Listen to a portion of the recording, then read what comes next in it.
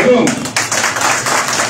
আপনার সন্তান আমাদের অনেকের নাতি নাতনি হয়েছে এখানে, তাহলে আমাদের ছেলে মেয়ে আমাদের নাতি নাতনির জন্য আমরা ভবিষ্যতে একটা সুন্দর ঝিনেদা উপহার দিয়ে যেতে পারবো, আমরা বলে যেতে পারবো, বা তারাও বলবেন যে আমার বাবা কি চাচা কি নানারা এই কাজ করেছে। তো চলুন আমরা একসাথে তেমন কাজগুলো করি, সেই জনপদ গড়ে তুলি। হিরণ ভাই হাসপাতালের কথা উল্লেখ করেছেন। আমি আগামী 12 তারিখে হসপিটাল সুপার মহোদয়কে বলেছি সভা দিতে। দেখেন, একটা রাস্তা করতে গিয়ে কন্ট্রাক্টর যদি সেখানে একটু আলকাতরা কম দেয়, সেটা অন্যায়।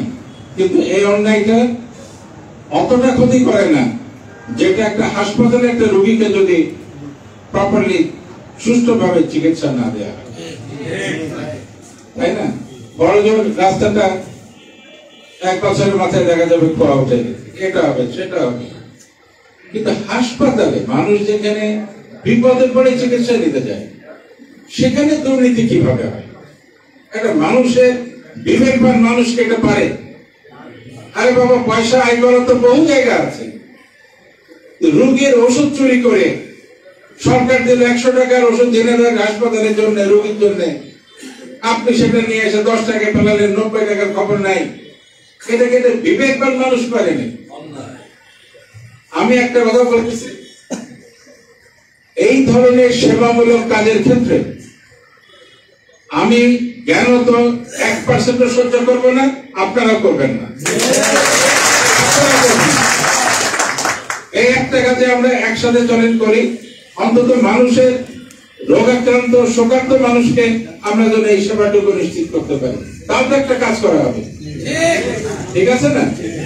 এই যে আজকে আপনারা যারা ইন্তেকাল করেছেন, আপনাদের সহকর্মী ছিলেন, আজকে আপনারা তাদের জন্য, তাদের পরিবারের জন্য আপনারা সাহায্য সহযোগিতা নিয়ে হাজির হয়েছেন। এটা কি জন্য? মানবিক মূল্যবোধ থেকেই তো। মানবিক মূল্যবোধ যদি না থাকে তাহলে আমরা মানুষ হইলাম কিভাবে? আরে বাবা, মানুষ হতে গেলে তাকে মানবিক হতে হয়। একটা মানবিক লোক এই ধরনের দুর্নীতি করতে পারে না। একটা মানবিক লোক আরেকজনকে এরকম চাপাতে দিয়ে কোপাতে পারে না। ঝগড়াঝাটি হলে বড় জোর একটা হাতাহাতি হতে পারে, একটা থাপ্পড় লাগাতে পারে, কিন্তু এটা কি? আসুন আমরা মানবিক ব্যবহারটা করি। আপনারা আজকে যে উদ্যোগটা নিয়েছেন, আমি আপনাদের ইউনিয়নকে, এই অলিয়ার কি সাইড কখন সহ নেতৃবৃন্দ যারাই আছেন, সদস্য যারা আছেন এই ইউনিয়নে, সকলকে আমি অন্তরের অন্তঃস্থল থেকে অভিনন্দিত করছি এই ধরনের একটা বিশাল মানবিক কাজের জন্য। আপনারা এই কাজগুলো অব্যাহত রাখবেন। আমাকে কিছুদিন আগে অলিয়ার মাসুদ, সবই তো অলিয়ার, একবারে যদি অলিয়ার নামে কেউ নির্বাচনে দাঁড়ায় তার বিরুদ্ধে কেউ সহসা দাঁড়াবে না, জানা যে এই অলিয়ার হলে তো হয়ে যেতে পারে। এখন 3 নম্বর অলিয়ার পেয়ে আরো অলিয়ার আছে না, তাহলে আরো অলিয়ার পেয়ে যাবে, আমরা বের করে নেবো। যাই হোক, ওদের ইউনিয়নেও এরকম একটা সবখানে এরকম আছে। আপনারা এই কাজটাকে এগিয়ে নেন। আরেকটা জিনিস আপনারা করেন, নিজেদের বাচ্চাদেরকে লেখাপড়াটা শেখান, আর যারা ইন্তেকাল করেছেন তাদের বাচ্চাদের, ইন পার্টিকুলার বাচ্চাদের লেখাপড়ার খোঁজটা আপনারা নেন। লেখাপড়াটা শোনেন, 3 বেলার জায়গায় 2 বেলা খাইলেও দিন চলে যায়, বুঝেছেন?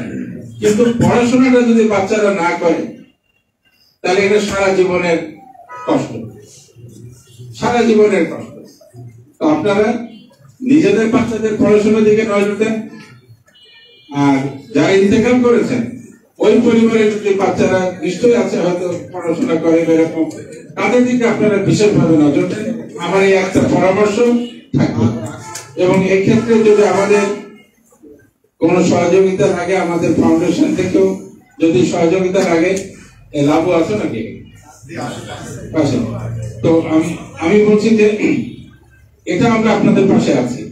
পড়াশোনাটা আমি এই ব্যাপারে বারবার বলছি, বাচ্চাকে যদি ঠিক মতো পড়াশোনাটা শিখিয়ে নিতে পারেন, বৃদ্ধ বয়সে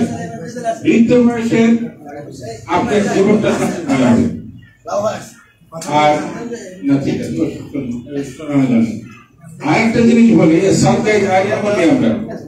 সরকারি জারিয়া মানে শুধু টাকা পয়সা বিতরণ, স্কুল মসজিদ মন্দির স্কুল মসজিদ করে এগুলো না, এগুলো না বলছে ঠিক না, এগুলো সরকারি জারিয়া। কিন্তু সরকারি জারিয়ার প্রথম 3-4 রকমের আছে যেগুলো সরকারি জারিয়া ভাগ করা হয়। 1 নম্বরে আছে নেক সন্তান গড়ে তোলা।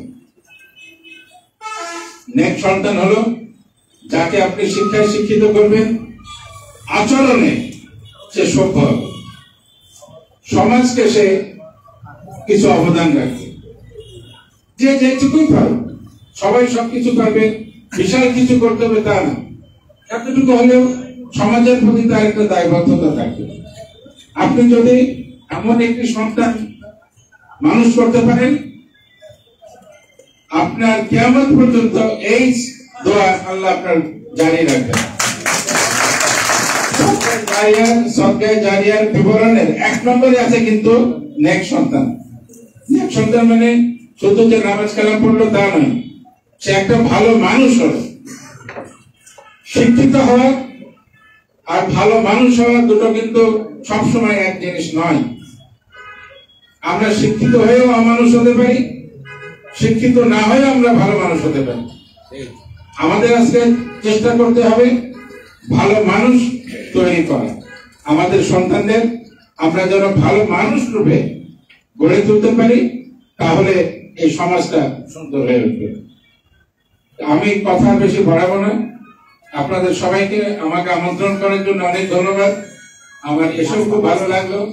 এবং আরেকটা কথা আমাকে আপনারা পাবেন, বর্তমানে এই সংসদের প্রাথমিক কিছু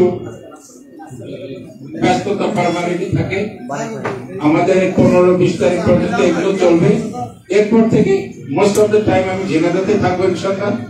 এবং শুধু আপনাদের এই আনুষ্ঠানিক ভাবে না, হয়তো সন্ধ্যার দিকে আসলাম, 1 কাপ বসে আপনাদের সাথে চা খেলাম, 2টা গল্প করলাম, গল্পতে দেখা যাবে 2-3টা ভালো প্রসঙ্গ চলে আসছে। আপনারা সকালে ভালো থাকবেন। আরেকটা জিনিস যেটা করছো, চাঁদাবাজি বলতে যাবে থেমে গেলাম। এই চাঁদাবাজিটা নিজেরাও করবেন না, কাউকে করতেও দিবেন না। চাঁদাবাজি কি হারাম করে দেন।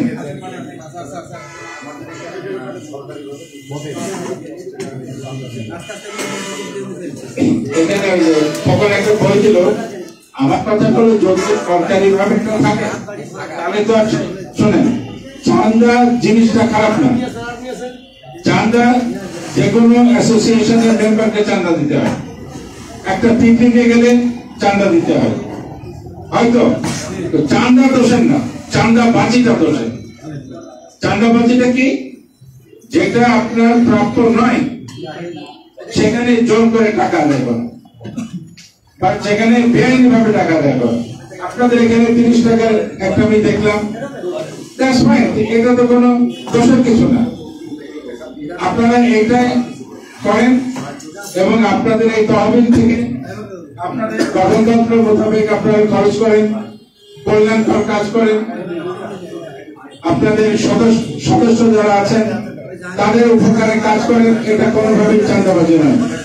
কিন্তু আপনাদের এখানে বাইরে চলে এসে হাত লাগিয়ে টাকা নিয়ে যাবে, এটা করতে দিবেন না, এটা কখনোই করতে দিবেন না।